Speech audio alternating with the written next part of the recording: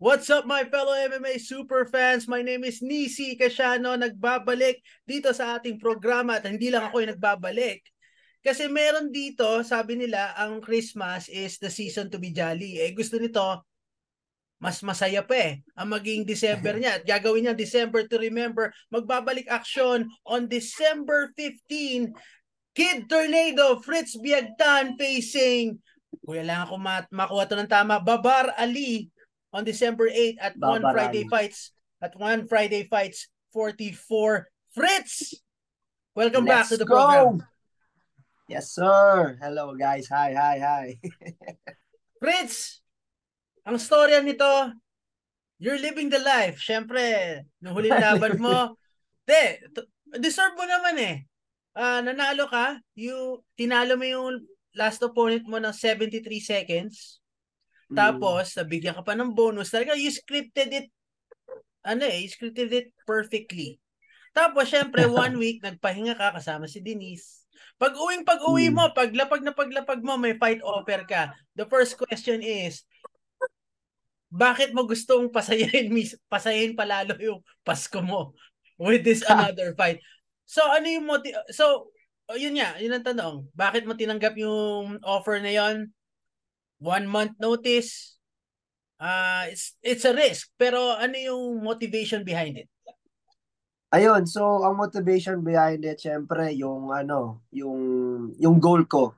Yung goal ko na, so this is ano kasi, medyo mabigat yung nangyari. Ang nangyari kasi, right after the fight, pinuntahan ako ni Katie, sabi ni Katie, Fritz, get ready for the big news, sabi niya. Update kita in few days. Yeah. So while I'm in Bangkok, sabi niya, tumawag siya agad, Fritz, I'll give you a fight December 8 with ganito nga kay Babarali. So sabi niya, kapag maganda daw ang pinakita ko this time ulit, so mas maganda, they gonna give me a contract, 100K contract with sa big stage na talaga.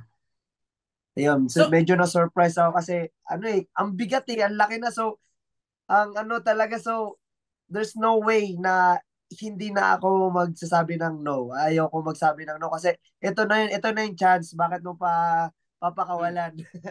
wait.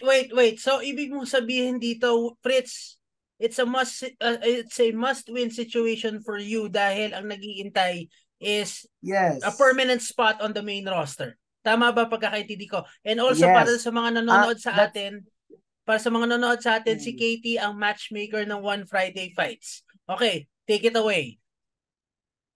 like ito, okay. So, ang sabi niya, kapag maganda ang performance ko at makita ni Chatri Sinyotong, bibigyan niya ako ng contract. Pero kapag swabe lang or although maganda lang, pag nanalo, Hmm. they still gonna give me back. Pero kapag slow, pag hindi daw maganda, they gonna give me another fight. Pero kapag maganda daw, lalo na kapag KO, makakuha pa ako ng bonus, they gonna give me contract.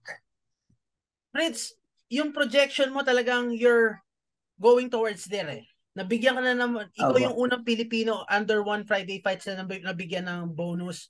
Tapos ngayon makakuha ka ng ganong klaseng, sabihin natin, leads mula sa matchmaker mismo ng One Friday Fights.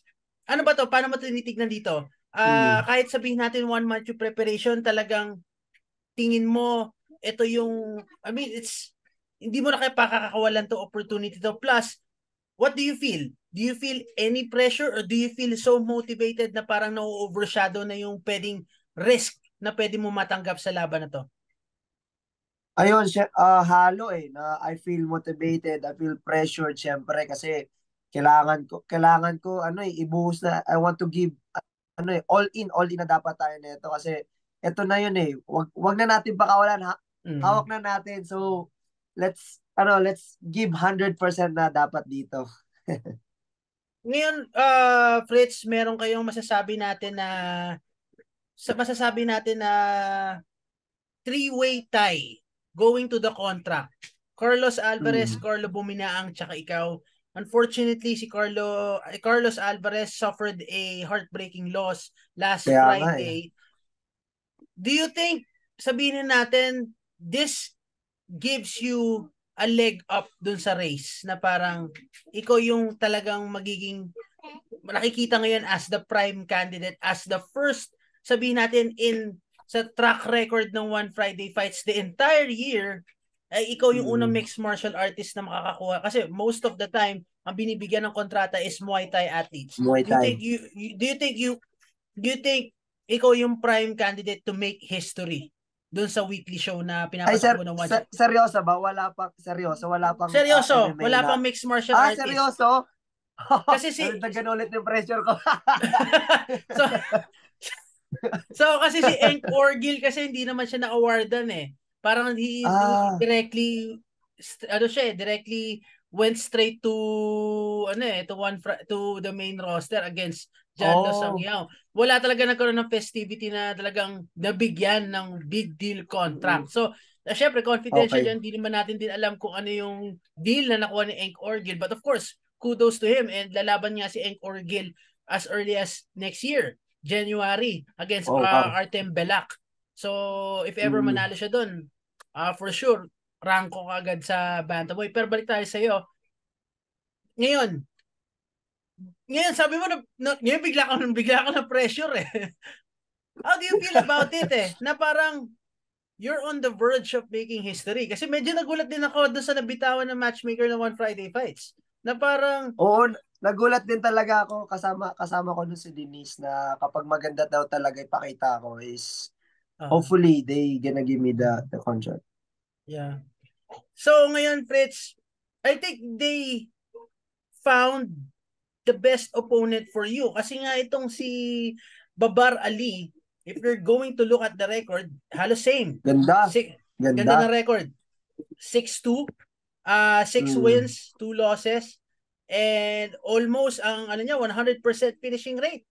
And most of his victories are by way of knockout. Do you think, ikaw ba, do you feel the same sentiment na they found you the best opponent? Kasi alam naman natin, dynamic yung fighting style mo, you're entertaining. Do you believe na itong opponent mo, your upcoming opponent, would reciprocate that on December 15?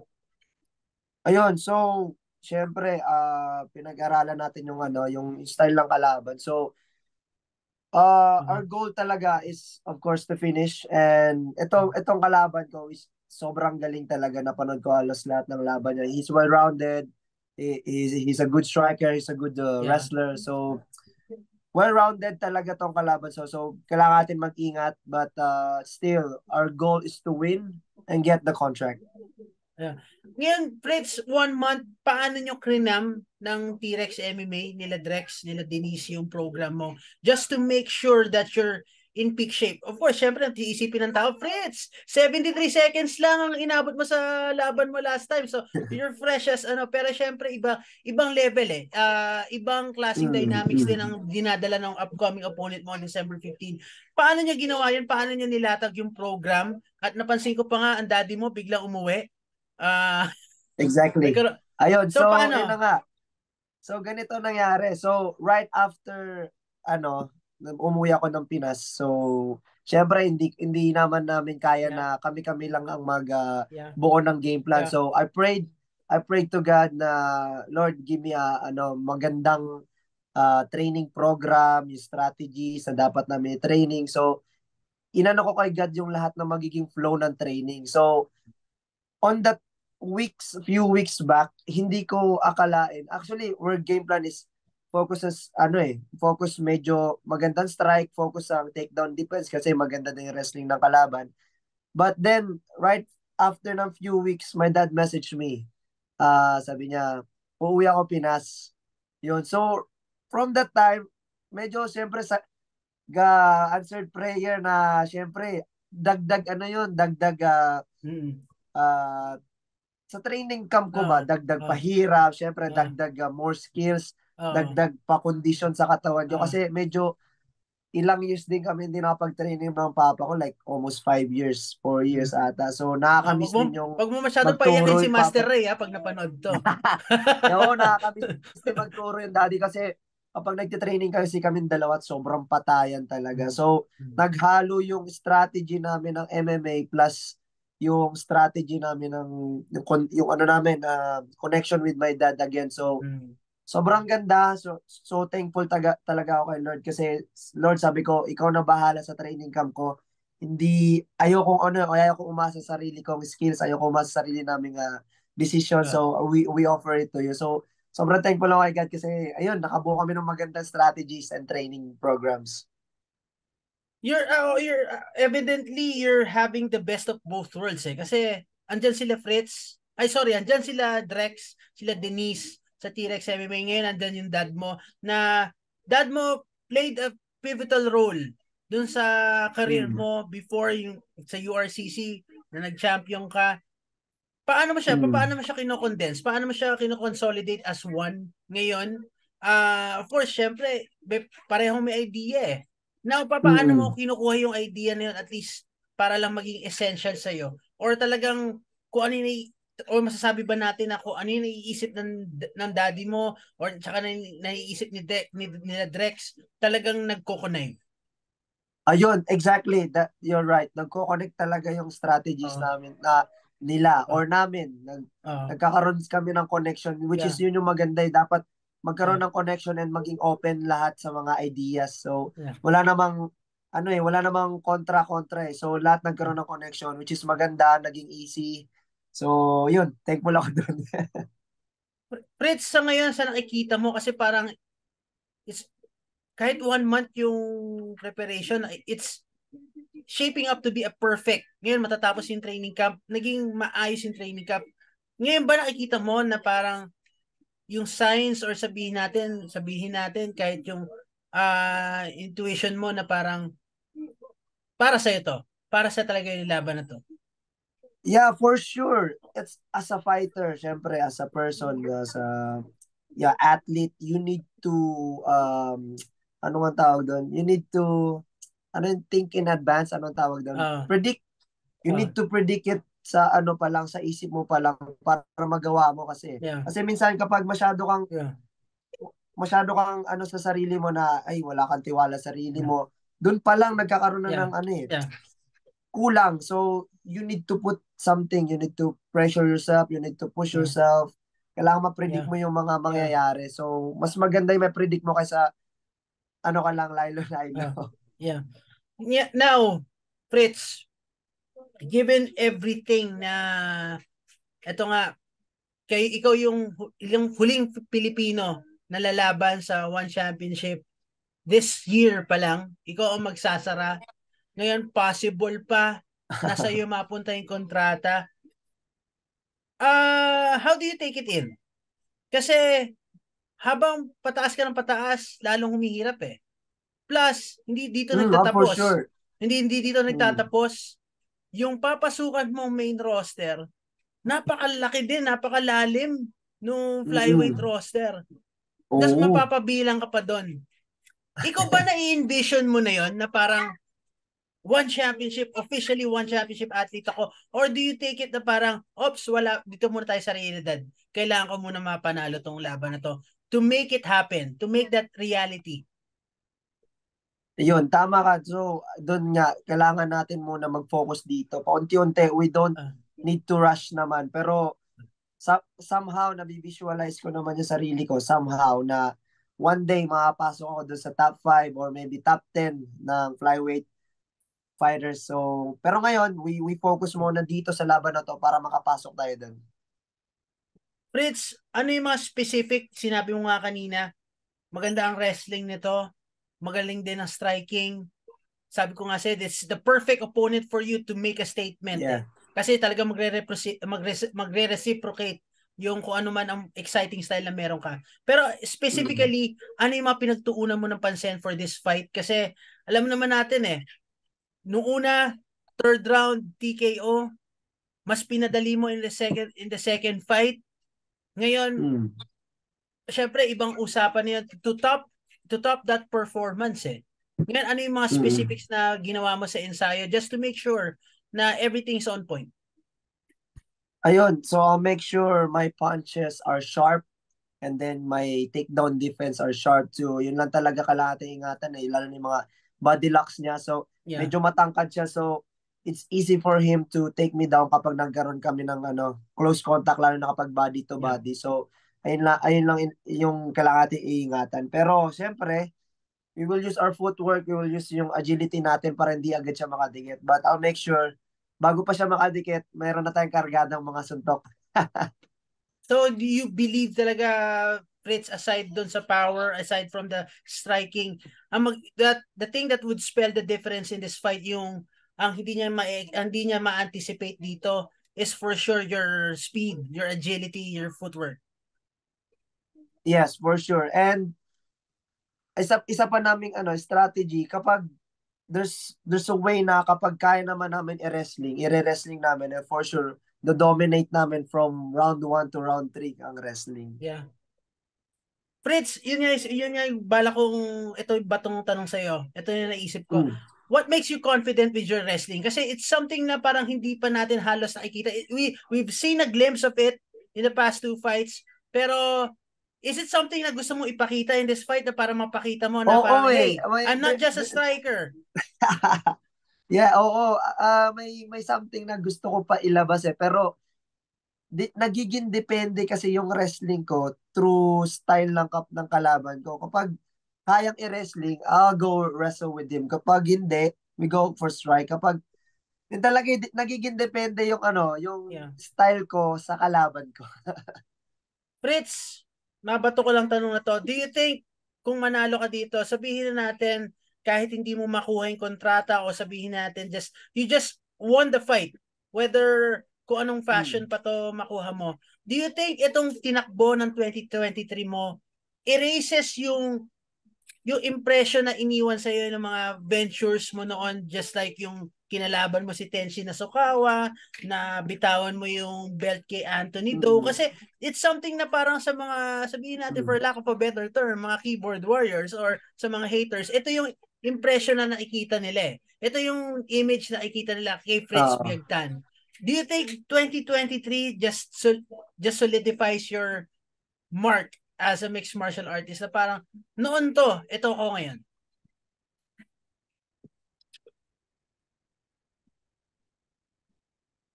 Naniniwala ka ba ng Fritz na parang so yun, syempre para sa akin, ayun, wait lang po, naglalag ba? Okay lang? Okay na, go ahead. Clear, Ayan, crystal clear. Alright, so yung mga losses na nangyari sa fights ko, sa career ko, ay yun isa yun sa mga inspirasyon ko sa training ko na one day, actually magandang tulong siya mga losses ko kasi nade-develop tayo. So, we don't lose actually, we learn from that. Sobrang laking tulong niya sa akin na mas namomotivate ako every time na kapag kunyari nahihirapan ako sa training, tapos bigla ko naalala, ay, hindi ako pwede matalo. Hindi pwede matalo. I want to win this fight. This fight is for me. This fight is for us. Parang ganun. Fritz, malaking bagay hindi lang sa'yo, pati sa mga kapwa mo Pilipino, sa kapwa mo mga prospects, itong One Friday Fights. Pero, ito bang One Friday Fights, paano mo siya i-describe personally? Masasabi mo bang ito yung naging susi or sabihin nagbigay sa'yo ng second chance to revive your mixed martial arts career? Exactly, yan nagbigay sa akin ng second chance talaga sa akin kasi naging active ako at medyo sa mahon bumuhay ulit yung pangalan natin, The Kid Tornado Biagtan, nabuhay ulit. So malaking tulong siya na develop ulit yung yung pagiging well-rounded natin kasi last few years ago bumalik naging full-time Muay Thai tsaka kickboxing fighter ako So ngayon balik MMA, naging well-rounded, nag-focus sa wrestling, lahat. So yun, maraming salamat sa team ko at sa family ko for keep supporting me for that. Fritz, ang talagang pinag-focusan mo is mixed martial arts lalo ngayon. Pero si Chatri Situtong nasabi din niya na parang 2024 ibabalik ulit ang focus sa mixed martial arts. Ngayon na nasa posisyon ka na parang nasabihan ka ng matchmaker na another impressive performance, baka bigyan ka na ng big contract, main roster na doon sa mga big events na, lalo meron ng 3 live events na nakapwesto for 2024. Ganda nga Ano ang nararamdaman mo ngayon na parang this is it, this is the parang naiisip mo ba na ito ay hinog na hinog ka na for that kind of opportunity or let's say to dance under the bright lights? Yeah, for sure. We're ready. We're ready to roll. We're ready to show our skills sa big stage. So kapag lobby ng Diyos talaga kapag nanalo tayo dito, I'm really excited. I want to give all my 100% sa laban. Fritz, siguro, ano naman natin, let's give the fans, let's give the viewers, the listeners, something to expect. Nakuha mo ng TKO, third round, 73-second KO, last fight mo. How do you see yourself finishing this fight? Ayun, so to those, I invite everyone to watch my fight on December 8th sa One Friday fight. So guys, expect an explosive fight, movements, punches, elbows, knees, takedown defense, grappling, everything. I'm gonna give it all para manalo tayo guys. Para sa atin tong laban na to, I hope pag-pray nyo ako na manalo tayo. Let's go! Ayan. Siguro, bigay ko na rin sa'yo. I'll just give you the floor. Baka meron kang nais pasalamatan. Ayun, syempre, nais kong pasalamatan ng aking mga sponsors, Startup, T-Rex MMA, Biagtan MMA, to all my fans, my family, syempre, and of course, to our Almighty God sa pagbigay niya sa akin ng lakas at sigla ng pangatawan, sa lahat ng mga decision ko, at sa mga pagkain, sa family, sa mga kaibigan. So, maraming salamat. Let's go! Ayan, mga pagkain. Yan, mag-iintay muna yung mga pagkain na iniisip ni Fritz. Well, Fritz, we wish you nothing but the best. And of course, we pray that you land that 6-figure contract with One Championship. Yes, sir! That's it for all of us here on the MMA Superfan. Don't forget to like, share, and subscribe. And also hit the notification bell to keep yourself up to date from all the latest content, with all the latest content from the MMA Superfan. Again, I'm Nisi Casiano with Kid Tornado Fritz Biagtan. Till next time, and Merry Christmas!